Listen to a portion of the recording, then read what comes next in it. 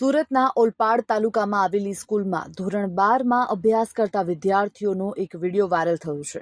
શાળામાં અભ્યાસ કરતા વિદ્યાર્થીઓની ફેરવેલ પાર્ટી યોજવામાં આવી હતી, જેમાં કેટલાક વિદ્યાર્થીઓ 30 જેટલી લક્ઝુરિયસ કાર લઈને પહોંચ્યા હતા। વિદ્યાર્થીઓ દ્વારા BMW, મર્સિડીઝ, સ્કોડા જેવી 30 જેટલી લક્ઝરી કાર સાથે રેલી કરીને સ્ટંટબાજી કરવામાં આવી હોવાનો વિડીયો સોશિયલ મીડિયામાં વાયરલ થયો છે। આ વિડીયો સામે આવતા જ શાળા તંત્ર અને પોલીસની કામગીરી સામે અનેક સવાલો ઊભા થયા છે। હવે મામલે શાળાના આચાર્યએ ખુલાસો કર્યો છે અને શાળાના આચાર્ય દ્વારા કહેવામાં આવ્યું છે કે શાળાના વિદ્યાર્થીઓએ ખરેખર આ નિયમોનું ભંગ કરીને મોટી ભૂલ કરી છે।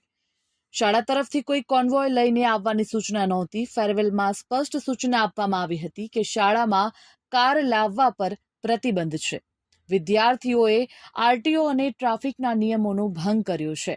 નિયમ ભંગ બદલ પોલીસ જે કાર્યવાહી કરશે તે સ્વીકાર્ય રહેશે।